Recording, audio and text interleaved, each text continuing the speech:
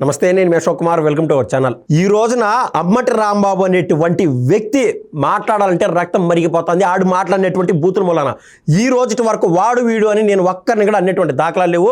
ఎందుకురా స్వామి, పెద్ద పెద్ద వాళ్ళు కొట్లాడుకుంటూ ఉంటారు, జరిగిపోతూ ఉంటాయని చెప్పి.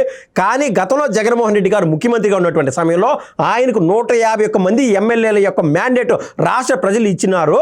ఏది ఏమైనా కూడా కోతికి కొబ్బరి చెప్పు దొరికినట్టు జగన్మోహన్ రెడ్డి గారు ఏమో యువతలు అందరికీ భరోసా ఇస్తున్నాడు. వాళ్ళ యొక్క ఎమ్మెల్యేలకి రానున్న 30 సంవత్సరాలు మనదే రాజ్యం అని చెప్పి దాన్ని వాళ్ళు పూర్తిగా మిస్యూటిలైజ్ చేసేసి ఏం చేశారంటే ఎక్కడికక్కడ డబ్బులు దండుకున్నటువంటి వైనం చూసాం. అమ్మటి రాంబాబు అనేటువంటి వ్యక్తి ఆయన పరిధిలో, ఆయన యొక్క నియోజకవర్గం పరిధిలో ఏదైతే సీఎం రిలీఫ్ ఫండ్ కోసం 5 లక్షలు ఎవరైనా ఆశించి వస్తే వాళ్ళ దగ్గర 3 లక్షలు లాక్కున్నటువంటి వైను, వాళ్ళకి కేవలం 2 లక్షలు ముష్టి చేసినటువంటి వైను అన్నీ చూసాం.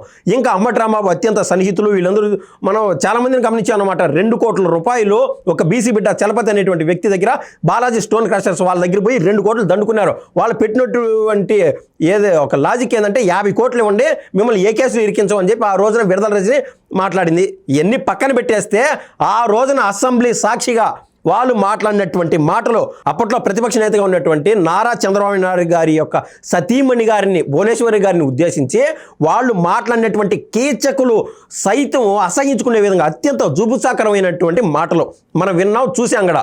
అందుకే రాష్ట్ర ప్రజలన్నీ నిశ్చితంగా పరిశీలించారు. వాళ్ళని 151 నుంచి 11కు పడేశారు.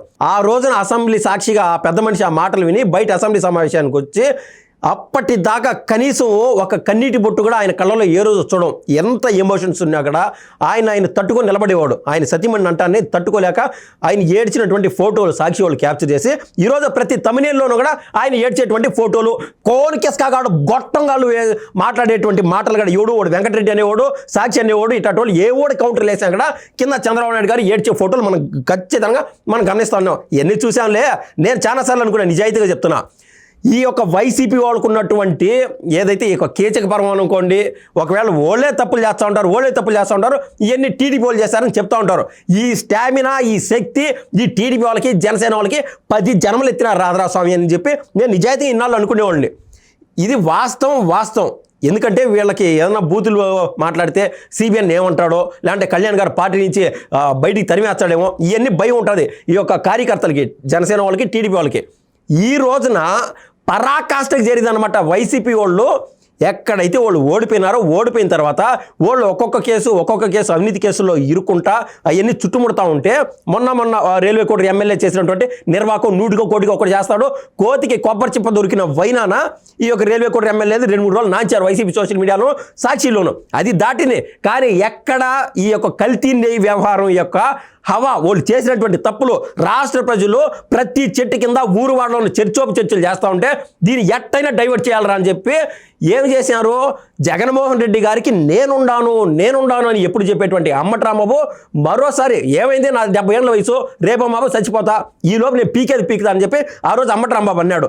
అదే ఆయన జగన్మోహన్ రెడ్డి గారికి ఆయనకున్నటువంటి సహజ సిద్ధమైన స్వభావం ఏదైతే ఉండదో, సంజీనా సుకన్య అనేటువంటి వ్యక్తిత్వం, అది మరోసారి రాష్ట్ర ప్రజలు చూసే విధంగా ఆయన మరోసారి నిరూపించుకున్నాడు. ఒకసారి చూడండి ఆయన ఏం మాట్లాడాడో. అసలు అంత జుబుత్సాకరం. కానీ ఈ అంబటి అనే ఓడిని నేను నిజంగా చెప్తున్నా, ఈ వీడియో తర్వాత ప్రతిరోజు వాడు వీడియోని సంబోధిస్తా. మొహమాటం లేదు, ఇంకెవడే ఉన్నా అనుకునే పర్లే. ఈ రోజు వరకు ప్రతి ఒక్కరిని గారు జగన్మోహన్ రెడ్డి ఇలా అనేవాడినే. ఇప్పటికీ కూడా జగన్మోహన్ రెడ్డి గారు కానీ వైసీపీ వాళ్ళు ఎవరైనా సరే ఇదే భావంతో మాట్లాడతాను.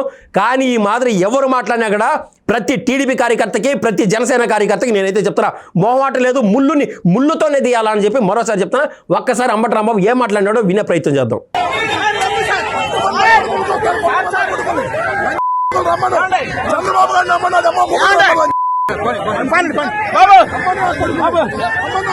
ఎంత అహంభావం, ఎంత అసలు పదాలు కూడా నాకు వాడడానికి కూడా చేత కావట్లా. ఒరే నిజంగా ఏమన్నా అనుకోండి, టీడీపీ కార్యకర్తలకి, జనసేన కార్యకర్తలకి రక్తం మరిగిపోతుంది. పైన ఉన్నటువంటి నాయకులు ఆ రోజున జగన్మోహన్ రెడ్డి గారు ఏ విధంగా అయితే ఏదో 60 ఏళ్ళు 70 ఏళ్ళు ముస్లిం ఏదో ఎఫ్బీలో ఏమన్నా పోస్ట్ షేర్ చేసిందంట, లేదంటే ఇంకొక ఎవరో వాట్సాప్లో జగన్మోహన్ రెడ్డి గారు ఈ పరిపాలన బాగలేదని చెప్పి ఒక పోస్ట్ పెట్టాడంట. అర్ధరాత్రి తీసుకుపోయి కాళ్ళు ఎరగొట్టినటువంటి వైను మనం చూసాం. అది ఇప్పటికైనా అది చూసి ఈ రోజున పాలన ఎవరైతే చేస్తున్నారో దేనికైనా ఒక హద్దు ఉంటుంది సార్, దేనికైనా హద్దు ఉంటుంది. ఇన్ని రోజులు 2 ఏళ్ళు పరిపాలన జరిగిపోయింది. మనం చూసాం అసెంబ్లీ సాక్షిగా మీరు మాట్లాడినటువంటి మాటలు, అంబటి అనేటువంటి వ్యక్తి మాట్లాడినటువంటి మాటలు, ఎవరైతే భువనేశ్వరి గారు ఉన్నారో సొంత తల్లి మాదిర చూస్తున్నారు చాలామంది. ఎందుకంటే ఆవిడ చేసేటువంటి సేవా కార్యక్రమాల మూలన అనేక రకాలుగా ఎప్పటికప్పుడు ₹1 2 రాష్ట్ర ప్రభుత్వాల నుంచి, అటు తెలంగాణ ఇటు ఏపీ నుంచి ₹0.5 కూడా డబ్బులు తీసుకోకుండా ఆవిడ ఏదైతే బిజినెస్లో వచ్చేటువంటి డబ్బుని తలసేమియా పేషెంట్స్ ఈ మధ్య పెట్టినటువంటి ఏదైతే ₹40,000 ఒక సూదంట, ₹1 కూడా తీసుకోకుండా సేవలు చేస్తుంది. ఎక్కడికక్కడ ఎన్టీఆర్ ట్రస్ట్ ద్వారా పిల్లల్ని చదివిస్తూ ఉన్నది. ఇంకా అనేక బ్లడ్ బ్యాంకులు నిర్వహించడం, ఇలా ఆవిడ సేవ చేసుకుంటా పోతే ఆవిడ నన్నప్పుడు మాకు రక్తం మరిగిపోయింది. ఈ రోజుకి ఇట్టా టోన్ని జైలు వేసి కాళ్ళు ఎరగొట్టుకుంటా ఎందుకు మీరు తాసాహారం చేస్తారు నాకు అర్థం కావట్లేదు. ఇట్టా టోన్ని కన్నా జైల్లో వేసి ఎర్రకు కొట్టితేనే ఖచ్చితంగా రాష్ట్ర ప్రజల యొక్క మనసు శాంతి చేకూరుతుందని చెప్పి నేనైతే భావిస్తున్నాను. ఈ అంబటి అనేవాడిని ఇంకా తర్వాత ఎవడైనా అంబటి గారు అనేది కన్నా సంబోధిస్తే మీ విఘ్నతకైతే వదిలేస్తున్నాను. ఈడు ఓడనే సంబోధించండి చేతనైతే. ధన్యవాదాలు.